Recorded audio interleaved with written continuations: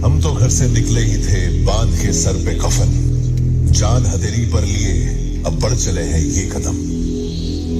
जिंदगी तो अपनी मेहमा मौत की महफिल में है, सरफरोशी की तमन्ना अब हमारे दिल में है।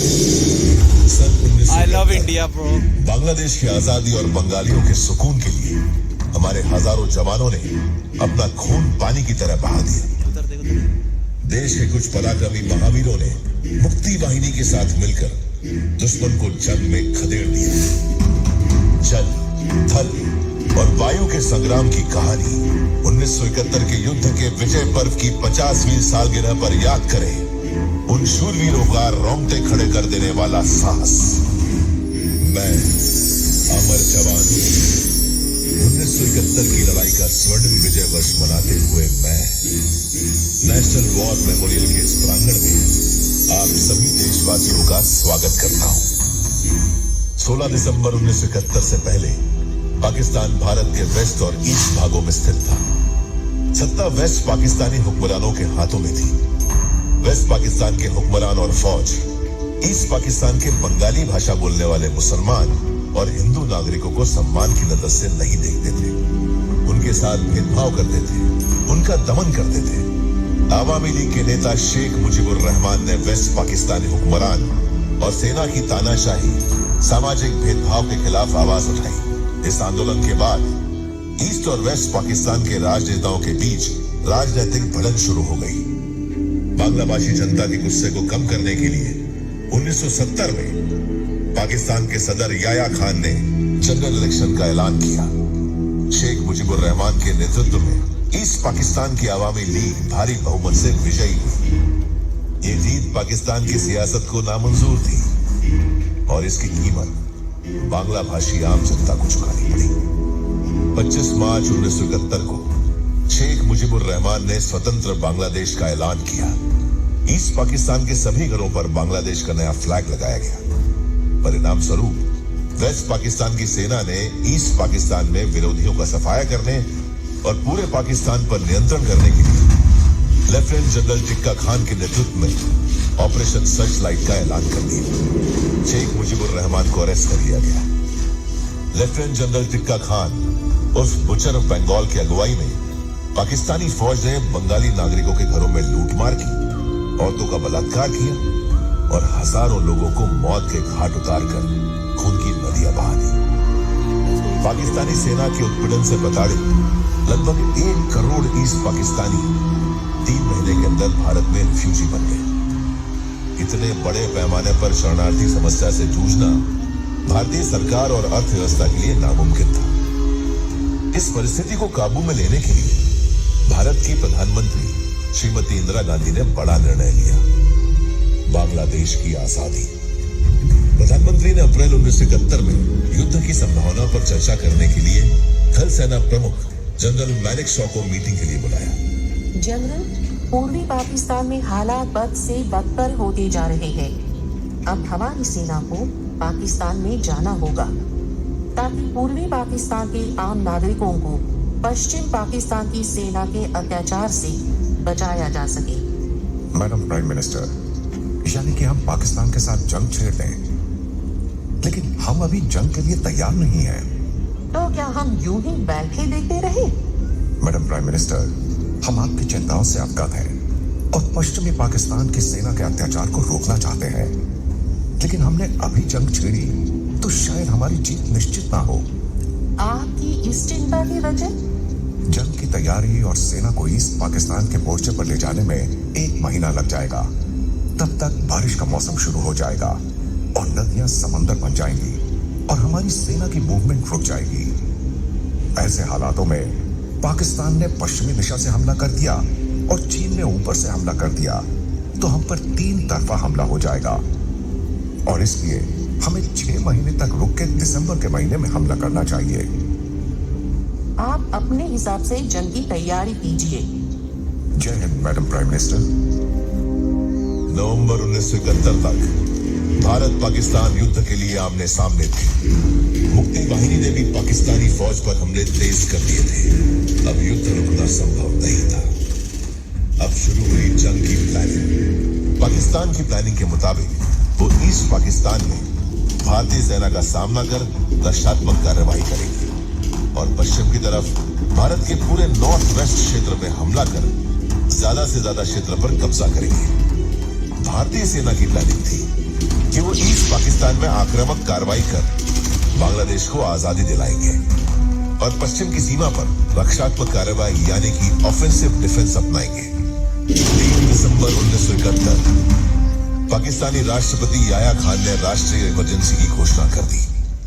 ऑपरेशन चेंगिस खान के तहत करीब 5:30 बजे शाम को 3 दिसंबर को पाकिस्तान ने हमारे ऊपर एक हमला किया। पाकिस्तानी हवाई जहाजों ने हमारे अमृतसर, पठानकोट, श्रीनगर, अवंतीपुर, उत्तरलाई, जोधपुर, अंबाला और आगरा के हवाई अड्डों पर बमबारी की। मुझे जरा भी संदेह नहीं है कि विजयी भारत की जनता की, भारत की बहादुर सेना की होगी। जय हिंद। लड़ाई का मुख्य क्षेत्र ईस्टर्न फ्रंट था। लेफ्टिनेंट जनरल जगजीत सिंह अरोड़ा के नेतृत्व में ईस्टर्न कमांड की रणनीति जितनी सरल थी उतनी ही साहसी भी। आर्मर्ड और एयरफोर्स के क्लोज एयर सपोर्ट के साथ 9 इन्फेंट्री डिवीजनों को चौतरफा हमला कर पाकिस्तानी सेना को अभिभूत करते हुए ढाका की ओर बढ़ना था। ईस्टर्न फ्रंट पर वायुसेना के ऑपरेशन की बागडोर एयर मार्शल हरिचंद दीवान के हाथों में थी। उत्तर की तरफ से बोगरा पर नियंत्रण जमा कर पाबना की ओर बढ़ना। इस ऑपरेशन का नेतृत्व कर रहे थे भारतीय सेना के 33 कोर के GOC lieutenant general ML Thapar. पश्चिम की तरफ से खुस्तिया, जसोर, चलना से आक्रमण करके खुला की ओर बढ़ना। इस ऑपरेशन का नेतृत्व कर रहे थे भारतीय सेना के 2 कोर के GOC lieutenant general TN Raina. इशनिया से जमालपुर सरसलहट पे कब्जा कर ढाका की ओर बढ़ना। इस ऑपरेशन का नेतृत्व कर रहे थे भारतीय सेना के 101 कम्युनिकेशन जोन के GOC major general G S Gill. दक्षिण पूर्व से चिटगोंग का नियंत्रण पाना और कुमिल्ला पर कब्जा करके मेघना नदी पार करके ढाका पर कब्जा जमाना। इस ऑपरेशन का नेतृत्व कर रहे थे भारतीय सेना के 4 कोर के GOC lieutenant general Sagat Singh. आइए आपको लिए चलते हैं युद्ध भूमि के उस इतिहास में जहां रण कौशल से ओतप्रोत कुछ बहुत ही साहसिक और शानदार लड़ाई लड़ी। ईस्ट पाकिस्तान में चारों दिशाओं से हमला करते हुए भारतीय सेना ने प्रारंभिक दबाव बना लिया था। इस जंग में भारतीय सैनिकों की शूरवीरता और हिम्मत की अनगिनत कहानियां हैं। बैटल ऑफ हिली के दौरान 14 गार्ड्स बटालियन के लांस नायक एल्बर्ट इक्का आक्रमण कार्यवाही में सम्मिलित थे। कंपनी ने दुश्मन की तीव्र गोलाबारी और भारी फायर की परवाह ना करते हुए धावा बोल दिया। लांस नायक एल्बर्ट इक्का ने देखा कि दुश्मन की एक लाइट मशीन गन को भारी नुकसान पहुंचा रही। साथ ही फायर वाली एनर्जी हमें आगे बढ़ने नहीं दे रही है। तुम मुझे खबर आया दो, मैं इसे शांत करता हूँ। कि जयघोष के साथ अपनी जान की परवाह ना करते हुए उन्होंने उस एलएनजी के बंकर पर धावा बोल दिया। दुश्मन के 2 सैनिकों को बेयोनेट से चीरकर एलएनजी का नाश कर दिया। घायल होने के बावजूद तो साथी सैनिकों के साथ आगे बढ़ते रहे। धावा बोलते रहे। आखिरी पॉइंट पर एक बिल्डिंग के दूसरे माले दुश्मन की मीडियम मशीन गन फायरिंग करके भारतीय सेना की टुकड़ी को भारी नुकसान पहुंचा दी। लांस नायक एल्बर्ट इक्का रेंगते हुए बिल्डिंग तक पहुंचे और ग्रेनेड फेंका। इसके बाद भी एनर्जी की फायरिंग नहीं। अपनी आखिरी सांस से जूझते हुए लांस नायक एल्बर्ट इक्का ने इस बार फिर से बंकर में घुसकर दुश्मनों को बेयोनेट से चीर दिया। एनर्जी की फायरिंग रुकते ही लांस नायक एल्बर्ट इक्का ने चैन से दम तोड़ दिया और वीर गति को प्राप्त हुए। अपने सार्थक प्रदर्शन और प्रभावशाली वीरता के लिए उन्हें मरणोपरांत परमवीर चक्र से सम्मानित किया गया। एयर चीफ मार्शल पीसी लाल के नेतृत्व में प्रतिदिन औसतन 500 सॉर्टीज उड़ाते हुए भारतीय वायुसेना ने पूर्व और पश्चिम के आसमानों में प्रभुत्व स्थापित कर दिया था। पूर्वी क्षेत्र में eastern air commander air marshal Harichand Dewan की अगुवाई में वायुसेना ने पाकिस्तानी एयरफोर्स पर निरंतर हमले किए। हमारे फाइटर्स ने लड़ाई के दूसरे दिन ही पाकिस्तानी वायुसेना को बर्बाद कर दिया। भारतीय सैनिकों को भैरव बाजार पहुंचना था, जो मेघना नदी के उस पार था, लेकिन पाकिस्तानी सेना ने पुल को उड़ा दिया।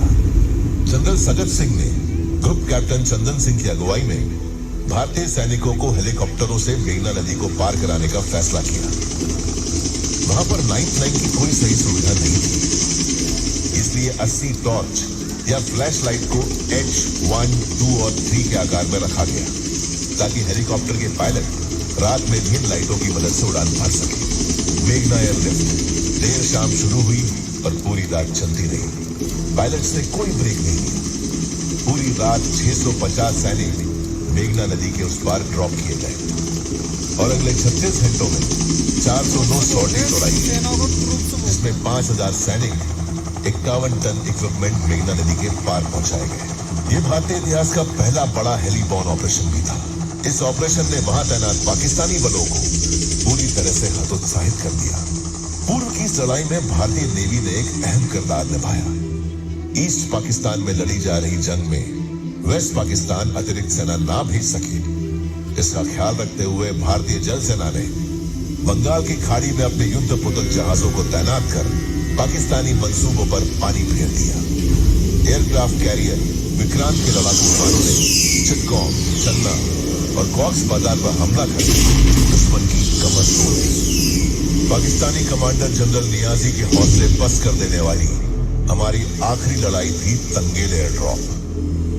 जमुना नदी पर पुंगली ब्रिज पर कब्जा करने के लिए तंगेल पैरा ड्रॉप ऑपरेशन को हमारी 2 पैरा बटालियन ने 11 दिसंबर को नॉर्थ ढाका में प्रारंभ किया। परिणाम स्वरूप बची खुची पाकिस्तानी सेना को भी रोक दिया। 2 पैरा के 700 पैरा ट्रूपर्स बड़े क्षेत्र पर पैरा ड्रॉप कर दिए गए, जिनका नेतृत्व कर रहे थे lieutenant colonel Kulwant Singh Pannu. Tangail air drop operation में AN-12, C-119, 2 कैरीबाउस और 11 और 48 स्क्वाड्रन के डकोटा शामिल थे। इस कार्यवाही ने टोंगी डक्का रोड पर फतेह हासिल करवाई, जो आगे बढ़कर मानिकगंज और मीरपुर होकर भारतीय सेना को सीधे ढाका के गेट पे ले गई। शिकंजा कसता रहा, फौजें बढ़ती रही। 14 और 15 दिसंबर 1973 तक रायपुरा, नरसिंदी और बैदर बाजार पर भी कब्जा कर लिया गया। अब नरसिंदी से ढाका पर कब्जा करना भारतीय सेना के 4 कोर के लिए बाएं हाथ का खेल था। हमारा आखिरी धावा प्रभावशाली था। भारतीय वायुसेना के हंटर और MiG-21 हवाई जहाजों ने 14 दिसंबर की दोपहर ईस्ट पाकिस्तान के गवर्नर M मलिक के निवास स्थान पर हमले कर कहर बरपाया। गवर्नर इस आहट से डरकर आत्मसमर्पण करने के लिए मजबूर हो गए। आखिरकार ईस्ट पाकिस्तान पर जीत हासिल हुई और बांग्लादेश आजाद हो गया। बांग्लादेश की जनता भारतीय सेना का स्वागत कर जश्न मना रही थी। हर कोई भारतीय सेना के सिपाहियों को खुशी और गर्व से सैल्यूट कर रहा था। अब मैं आपको वेस्टर्न फ्रंट की लड़ाई का बयान करता हूं। पश्चिमी सेना पर हालात काफी चुनौतीपूर्ण थे। वेस्टर्न आर्मी के commander lieutenant general KP cadet की 11 डिवीजन जम्मू कश्मीर से लेकर पंजाब और नॉर्थ राजस्थान तक फैली हुई थी। पाकिस्तान के नापाक इरादों को भांपते हुए अक्टूबर के अंत तक वेस्टर्न कमांड की सभी सेनाएं बॉर्डर पर दुश्मन को मुंह तोड़ जवाब देने के लिए पूरी तरह तैयार थी। Lieutenant general G.G. बेबूर के अंतर्गत दक्षिणी कमान की सेना राजस्थान में तैनात थी, जहां पाकिस्तान ने मुख्य हमला जोड़िया इलाके में किया। वहीं भारत के शकरगढ़ सेक्टर में अपनी स्ट्राइक कोर की ताकत झोंकी। शकरगढ़ सेक्टर के बसंतर क्षेत्र की युद्ध गाथा भारतीय इतिहास में स्वर्णिम अक्षरों से लिखी गई है। इस क्षेत्र में भारतीय सेना का मूल उद्देश्य इंटरनेशनल बॉर्डर लांघ कर दुश्मन के ज्यादा से ज्यादा क्षेत्र पर कब्जा कर सियालकोट तक पहुंचना था। 4 दिसंबर 1971 भारतीय सेना की 3 ग्रेनेडियर्स की अल्फा कंपनी को बसंतर नदी पर एक ब्रिज हेड बनाकर जलपाल पर कब्जा करने का टास्क दिया गया, जिसे मेजर होशियार सिंह कमांड कर रहे थे। जांबाज मेजर होशियार सिंह ने हमला कर जलपाल पर कब्जा कर लिया, लेकिन पाकिस्तानियों को यह हार मंजूर नहीं थी। पाकिस्तानियों ने पूरे फोर्स के साथ काउंटर अटैक की 3 काउंटर अटैक को भारतीय सेना ने बेअसर कर दिया। जरपाल अब इज्जत का सवाल बन गया। 17 दिसंबर को दुश्मन ने फिर से हमला बोल दिया। इस बार सामने एक बटालियन थी जो हैवी आर्टिलरी फायर से लैस थी। इस लड़ाई में मेजर होशियार सिंह घायल हो गए। घायल होने के बावजूद अपनी जान की परवाह ना करते हुए खुले में भागकर कंपनी का साहस और हौसला बढ़ाते रहे। उनमें जोश बढ़ते रहे। इस दौरान पाकिस्तान का एक गोला हमारे एमएमजी पोस्ट पर गिरा और कुछ जवान शहीद हो गए। ये देखकर मेजर होशियार सिंह ने हुंकार लगाई, जवानों, तुम्हारी मौत का हिसाब इनको लाशों के ढेर से चुकाना पड़ेगा। इस जमीन को मैं उनका कब्रिस्तान बना दूंगा। मेजर होशियार सिंह के बदन से लगातार खून बह रहा था, लेकिन फिर भी उन्होंने बंकर में घुसकर खुद एमएमजी संभाल ली और फायर करके पाकिस्तान के कमांडिंग ऑफिसर समेत अनेकों सिपाही मार गिराए। अद्भुत वीरता और शौर्य का प्रदर्शन करने के लिए मेजर होशियार सिंह को देश के सर्वोच्च वीरता पुरस्कार परमवीर चक्र से सम्मानित किया गया। उसी शकरगढ़ सेक्टर की एक और विराट कहानी है। T-55 टैंकों से लैस पूना हॉर्स को आगे बढ़कर रास्ता क्लियर करना था। इस दौरान 17 पूना हॉर्स के सेकंड लेफ्टिनेंट अरुण खेत्रपाल के टैंक के साथ एक माइनफील्ड में फंस गए। अरुण खेत्रपाल ने निडर होकर दुश्मन पर धावा बोलकर दुश्मन के कई टैंक बर्बाद कर दिए, लेकिन दुश्मन की जवाबी फायरिंग में घायल। खेत्रपाल ने फिर भी और एक पाकिस्तानी टैंक को नष्ट कर दिया। अचानक पाकिस्तान के टैंक ने अरुण खेत्रपाल के टैंक पर गोलाबारी कर दोनों तरफ से भीषण गोलाबारी में उन्हें वीर गति प्राप्त हुई। अपने इस अद्भुत वीरता और शौर्य के प्रदर्शन के लिए सेकंड लेफ्टिनेंट अरुण खेत्रपाल को मरणोपरांत देश के सर्वोच्च वीरता पदक परमवीर चक्र से सम्मानित किया गया। 4 दिसंबर को शुरू हुई बैटल ऑफ बसंतर की लड़ाई लगातार 12 दिन यानी 16 दिसंबर तक चलती रही। इस लड़ाई में दोनों देशों ने सबसे ज्यादा रक्तपात देखा। भारत ने पाकिस्तान के 1000 स्क्वायर किलोमीटर पर कब्जा कर लिया, जिसमें लगभग 500 गांव थे। 14 दिसंबर 1970 पाकिस्तान के 6 सेबर जेट विमानों ने श्रीनगर एयरफील्ड पर हमला किया। पाकिस्तानी वायुसेना की गोलाबारी के बीच फ्लाइंग ऑफिसर निर्मलजीत सिंह सैखों ने 2 मिनट में अपने टैंक विमान के साथ उड़ान भरी। अफरा तफरी के इस माहौल में अचानक रेडियो पर निर्मलजीत सैखों की आवाज सुनाई पड़ी, मैं 2 सेबर जेट जहाजों के पीछे हूँ, मैं उन्हें जाने नहीं दूंगा। कुछ देर बाद ही लड़ाकू विमानों की डॉग फाइट में निर्मलजीत सैखों ने अपने आगे चल रहे दुश्मन के सेबर जेट को ध्वस्त कर दिया और फिर अपने साथ चल रहे दूसरे सेबर जेट को भी धमाके के साथ ढेर कर दिया। ऐसे में निर्मलजीत सिंह सैखों को दुश्मन के चारों सेबर एयरक्राफ्ट ने घेर लिया। अपने आप को घिरते देख निर्मलजीत सिंह सैखों ने संदेश भेजा, शायद मेरा जेट भी निशाने पर आ गया है। गोपाल, अब तुम मोर्चा संभालो। दुश्मन के हमले के कारण निर्मलजीत सिंह सैखों के फाइटर जेट में आग लग गई। उन्होंने अपने फाइटर जेट को लैंड करने की कोशिश की, लेकिन कंट्रोल सिस्टम फेल होने के कारण उनका फाइटर जेट पहाड़ों में जा गिरा। निर्मलजीत सिंह सैखों को मरणोपरांत सर्वोच्च सैन्य सम्मान परमवीर चक्र से सम्मानित किया गया। पाकिस्तान की 1st आर्मर्ड डिवीजन ने जैसलमेर पर कब्जे का प्लान बनाया।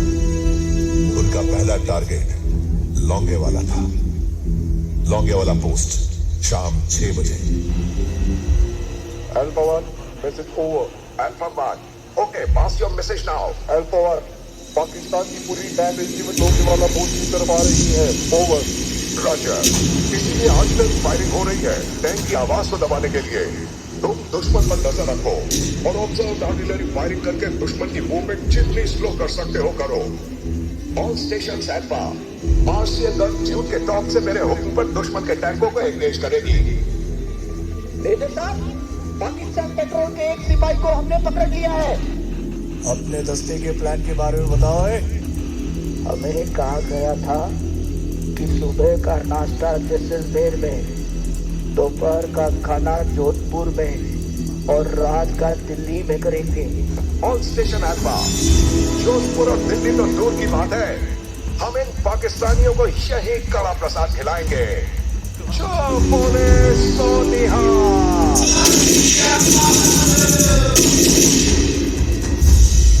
दुश्मन ने रात को आगे बढ़ते हुए लौंगेवाला पर हमला करने की कोशिश की, मगर बिछे हुए माइनफील्ड के कारण आगे न बढ़ सका। माइनफील्ड हटाकर दुश्मन ने 4 बजे हमला शुरू किया। मेजर चांदपुरी जानते थे कि उन्हें सूरज उगने तक पाकिस्तानी टैंकों और उनकी इन्फेंट्री को रोकना होगा। सुबह होते ही भारतीय वायुसेना लड़ाई में शामिल हो जाएगी। मेजर चांदपुरी ने सूझबूझ के साथ अपनी आरसीएल गन को अलग अलग जगह मूव करवा के फायर करवाया। दुश्मन को लगा कि भारतीय सेना की पूरी बटालियन लौंगेवाला पोस्ट पर तैनात है। दुश्मन की कई टैंक माइन से बर्बाद हो गई और टैंक के पीछे लगे डीजल के बैरल पर भारतीय सैनिकों ने फायर किया, जिससे डीजल टैंक में ब्लास्ट हुआ। इस ब्लास्ट में पाकिस्तानी टैंक नष्ट हुए, साथ ही उनके कई सैनिक मारे गए और आसमान रात में भी लाल हो गया। इस तरह युद्ध की उच्चतम परंपरा से वाकिफ मेजर चांदपुरी और उनकी अल्फा कंपनी दुश्मन से सुबह तक लड़ते रहे और रण मैदान नहीं छोड़ा। सूरज की पहली किरण पर चमकने के साथ भारतीय वायुसेना के हंटर स्क्वाड्रन के लड़ाकू विमानों की गर्जना सुनाई दी। लड़ाकू विमान खुलकर शत्रुओं पर भयंकर बरस पड़े। इन विमानों ने पाकिस्तानी टैंकों को चुन के टारगेट किया और कुछ ही घंटों के भीतर 22 और टैंकों को नष्ट कर लौंगेवाला की दवाई को अमर कर दिया। भारतीय वायुसेना और थल सेना के बेमिसाल तालमेल ने पाकिस्तानी सेना के 2000 सैनिकों का सफाया कर दिया और कुल 46 टैंक और 500 वाहन नष्ट कर दिए। मेजर कुलदीप सिंह चांदपुरी को महावीर चक्र से सम्मानित किया गया। 5 दिसंबर 1971 की रात को डेजर्ट स्कॉर्पियन के नाम से मशहूर 10 पैरा के बहादुर कमांडो ने लेफ्टिनेंट कर्नल भवानी सिंह की अगुवाई में पाकिस्तान के वीरवाहा और छाछो इलाकों पर साहसिक कार्रवाई करते हुए हमला बोलकर हौसले और रणनीति की ऐतिहासिक कहानी लिखी और 4 दिन तक दिन रात जंग करके पाकिस्तान के बहुत बड़े इलाके को छीन लिया। पाकिस्तान ने सपने में भी नहीं सोचा होगा कि भारतीय सेना छाछो तक पहुंच सकती है। युद्ध के दौरान भारत की तीनों सेनाओं का तालमेल बहुत ही सराहनीय था। दुश्मन के श्रेष्ठ लड़ाकू विमान अमेरिकी F-86 को हमारी वायुसेना के हंटर्स और नैट ने करारा जवाब दिया। कराची पोर्ट कॉम्प्लेक्स, तेल भंडार टैंक और सुई गैस वर्क्स जैसे सामरिक लक्ष्यों पर शुरुआती दिनों में ही हमला कर वायुसेना ने दुश्मन की कमर तोड़ दी। रिकॉयनेसेंस मिशंस द्वारा दुश्मनों की हरकतों पर नजर रखते हुए दुश्मन की सेना को जरूरी जान माल की क्षति पहुंचाई। पूर्वी पाकिस्तान में दुश्मन की एयरफोर्स का नामो निशान मिटाकर नौसेना और थल सेना को ऑपरेट करने को पूरी आजादी दी। भारतीय नौसेना ने 1971 के भारत पाक युद्ध को तत्कालीन नौसेना अध्यक्ष एडमिरल S.M. नंदा के शानदार नेतृत्व में लड़ा, जिसकी अगुवाई vice admiral N. Krishnan, flag officer commanding in chief eastern naval command, और vice admiral S.N. Kohli, flag officer commanding in chief western naval command ने की। जब भारतीय प्रधानमंत्री ने 3 दिसंबर 1971 की शाम को अपनी ऐतिहासिक घोषणा की, तो भारतीय नौसेना के पास पहले से ही उत्तरी अरब सागर में अपना पश्चिमी बेड़ा था। 3 दिसंबर की उस चांदनी रात को ऑप ट्राइडेंट का आगाज हुआ और 4 मिसाइल नौकाओं में से निर्घट, नेवर और वीर कराची की ओर बढ़े। कराची बंदरगाह में अचानक आग के गोले बरसने लगे और पूरे कराची सिटी में आग लग गई। पाकिस्तानी इतने हैरान थे कि उन्हें लगा कि यह हवाई हमला है। अपनी तरह की पहली इस ऐतिहासिक रेड ने पाकिस्तानी मनोबल पर कहर बरपाया और इसके परिणाम स्वरूप PNS मुहाफिज, खैबर और मर्चेंट वेसल वीनस चैलेंजर डूब गए। भारतीय नौसेना ने 8 दिसंबर को ऑपरेशन पाइथन का अनुसरण कर कराची पर एक और साहसी हमला किया। PNS ढाका को नुकसान पहुंचाया और केमारी तेल क्षेत्रों को आग लगा दी। इस हमले के साथ ही सी ब्लॉकेज कर दी। पाकिस्तान की आकांक्षाओं पर पानी फिर गया।